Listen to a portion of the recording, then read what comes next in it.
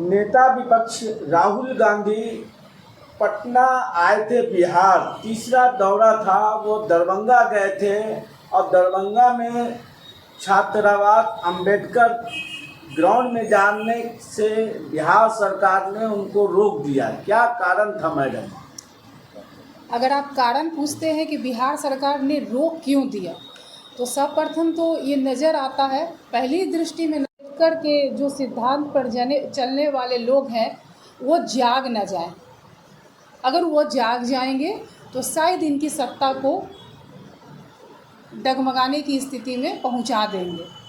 यही कारण है कि उन्होंने नहीं चाहा कि हमारे जो माननीय नेता हैं राहुल गांधी जी, वो जाकर के आम जनता में मिले और उनको जगाएं। विपक्ष का ये भी कहना है, भारतीय जनता पार्टी एनडीए के लोगों का, कि चुनाव बिहार में इसलिए राहुल गांधी बार बार बिहार आ रहे हैं। देखिए, चुनाव तो है बिहार में और सभी के नेता आ रहे हैं, सभी पार्टी के नेता आ रहे हैं। इससे पहले राहुल गांधी जी का आप देख लीजिए लिस्ट निकाल करके, राहुल गांधी जी बिना चुनाव के भी कितने बार आए हैं।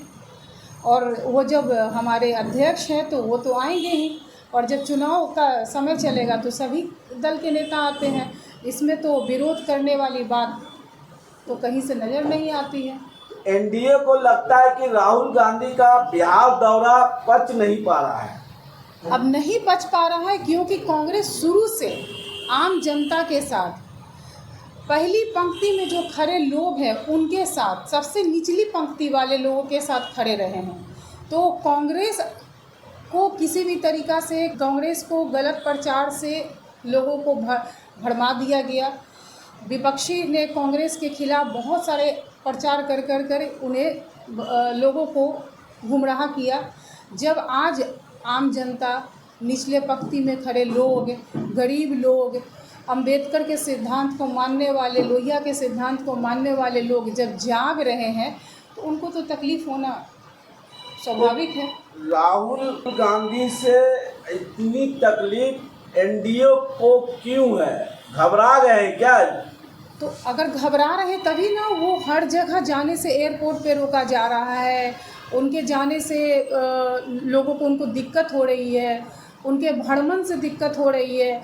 और सबसे बड़ी बात तो ये है कि एनडीए के रोल मॉडल राहुल गांधी जी ही हैं और उनकी सारी राजनीति राहुल गांधी जी को ही लेकर उनके चारों ओर घूमता रहता है। तो इसमें क्या किया जा सकता है? अगर उनको लगता है कि राहुल गांधी जी यहाँ आएंगे, लोगों को जगाएंगे और लोग जाग जाएं तो उनके सत्ता के लिए खतरा होगा, तो ज़रूर राहुल गांधी जी को रोकेंगे। बिहार के शासन व्यवस्था को कैसे देखते हैं? आप आंकड़ा उठा लीजिए, पेपर में आपराधिक गतिविधियों को उठा लीजिए, आप आज यहाँ रोजगार के अवसर को उठा के देख लीजिए, आज यहाँ विकास का जो परिसीमन है वो कहाँ पहुँच गया है। आज यहाँ से सारे जगह लोग जा रहे हैं। आपको कहीं पे भी पूरे देश में, पूरे विश्व में बिहारी मजदूर के रूप में आपको मिल जाए। तो बिहार में अगर सभी कुछ होगा तो बिहार से लोग क्यों जाएंगे? बिहार में ही रहकर अपने अपने घर और परिवार किनको अच्छा नहीं लगता है? चुनाव नजदीक है, क्या होने वाला है बिहार में? सत्ता का परिवर्तन तो जरूर होगा। यहाँ आम लोग अब जागने लगे हैं और उन्हें अपने हक के बारे में उनको जानकारी मिल रहा है कि न्यायिक में उन हक क्या है, उनका शिक्षा में क्या हक है, उनको शिक्षित होने का अधिकार है। 2025 के विधानसभा चुनाव को लेकर क्या आप दावेदारी ठोक रहे हैं? कौन सा विधानसभा आपका रहेगा? मैं हम तो शुरू से बांकीपुर विधानसभा में मेरा निवास स्थान है। बांकीपुर विधानसभा के लिए हम हमेशा कार्य तो हम सभी जगह के लिए कर रहे हैं, खास करके बांकीपुर विधानसभा के लिए हम कार्य कर रहे हैं। तो मेरी दावेदारी तो बांकीपुर से रहेगी ही रहेगी। वर्तमान के जो विधायक जी हैं, क्या जो होना चाहिए 4-5 का मुख्य काम बाकी विधानसभा जो नहीं हो पाया है? विधायक जी का जो काम है, सारे विधायक काम तो करते हैं। जब विधायक बनते हैं तो सब वो अपना तो प्रोटोकॉल को पूरा करते ही हैं, काम करते ही। लेकिन शहरी जो यहाँ का जो पटना साहिब है, उसका कुछ समस्या अलग तरह का है। यहाँ आपको शिक्षा में जो जिस तरह से समस्या है, यहाँ की गरीबी की जो समस्या है वो आम समस्या से अलग, लेकिन अभी तक बहुत दुख होता है कि जिनको जनता चुन कर बार बार ला रही है उनका इस ओर ध्यान नहीं जाता है कि गरीब लोगों के साथ किस तरीक़ा से उनके भलाई के लिए हम अपना कार्य करें। सड़क बनवा देना, गली बनवा देना, जो उनके कोष का काम आता है वो तो हर लोग अपना फ़ंड को रिलीज करने के लिए, और आगे तो हम कुछ कहना नहीं चाहेंगे, फ़ंड को खर्च करने के लिए वो लोग काम करते हैं, करना उनकी मजबूरी भी है। लेकिन सही में सामाजिक हित में अभी तक जितने भी विधायक हुए और बार बार जो विधायक हुए हैं काम किए हैं। बांकीपुर विधानसभा आप क्यों चुने मैम? बांकीपुर विधानसभा हमने बचपन से ही चुना है। उस समय जब बचपन में ये मध्य पटना हुआ करता था तो उस समय रिक्शा पर माइक लेकर अनाउंसमेंट अपने पिताजी के लिए क्या करते थे। 1990 में मेरे पिताजी विधानसभा का चुनाव लड़े थे, मध्य पटना हुआ करता था, और उस समय से हम बांकीपुर विधानसभा जो मध्य पटना हुआ करता था उस समय से हम काम कर रहे हैं। तो बांकीपुर विधानसभा से तो मेरा अपना बहुत प्रेम है और यहाँ के लोगों में मेरा अपनापन है, मेरा घर द्वार है यहाँ, मेरे सारे लोग, हम लोग एक दूसरे से परिचित हैं उनके दुख सुख से, इसलिए बांकीपुर तो मेरा प्राथमिकता रहेगा। आप सोशल वर्क बांकीपुर विधानसभा में करते आ रहे हैं, टिकट मिला तो अगर जनता आपको चुनेगा तो आप क्या क्या काम करेंगे? अगर बांकीपुर विधानसभा से मुझे टिकट दिया जाएगा तो सबसे पहले हम जो काम करेंगे जनता के लिए, जो अभी तक किसी विधानसभा में किसी विधायक ने नहीं किया है, सारे स्कूल में, वो सरकारी स्कूल हो या प्राइवेट स्कूल हो, हम इसके लिए बात करके गवर्नर से यहाँ का जो शिक्षा है उसको स्किल डेवलपमेंट के शिक्षा में परिवर्तित करके गरीबी को रोकने के लिए और गरीब को एक उचित अवसर देने के लिए सबसे पहला मेरा कार्य इसी पर रहेगा। टिकट के लेकर क्या आपका है? टिकट तो पार्टी के ऊपर डिपेंड करता है, हमारा काम है प्रयास करना, हम प्रयास कर रहे हैं और 2007 से लगातार हम कांग्रेस के लिए काम कर रहे हैं, कांग्रेस के साथ मिलकर काम कर रहे हैं और हम कंटिन्यू क्षेत्र में हैं अपने। टिकट तो पार्टी के लोगों पर डिपेंड करता है। क्या दूसरी पार्टी से अगर टिकट मिलेगा तो चुनाव आप लड़ेंगे?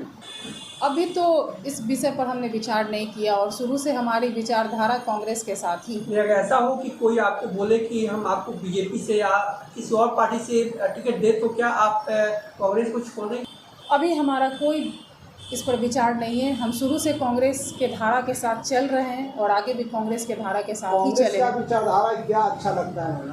ये सभी के साथ मिलके चलते हैं, इनमें सभी लोगों को लेकर चलने की भावना है और हिंदुस्तान के हमारे सारे नागरिक, सब लोग, हम लोग भारत के हैं और भारत के भाई बहन हैं, भारत के ही नागरिक हैं, इसमें कोई भेदभाव नहीं है, कोई ऊंचा, कोई बड़ा, कोई छोटा, कोई नीच, कोई नहीं है, हम लोग सब हैं। जो हमारी भारतीय एकता के प्रति प्रतीक था, हमारा हिंदुस्तान एक है, हम इसी पर हैं, इसीलिए हम कांग्रेस के विचारधारा के साथ जुड़े हुए हैं। बाकी विधानसभा क्षेत्रवासियों को क्या कहिएगा? बांकीपुर विधानसभा के लोगों को हम यही कहना चाहेंगे कि आप जिन्हें बार बार मौका दे रहे हैं, आप पहले खुद को देखिए, क्या वो आपके सारे मापदंडों पर उतर पाते हैं? जाति पाति धर्म और सब चीज़ छोड़ के चलिए, क्या वो विकास के काम में आपका साथ देते हैं? आप सहयोग से कहीं पे बुला सकते हैं या फिर आप सहयोग उनसे लेने के लिए वो आपके साथ इजी अवेलेबल हैं?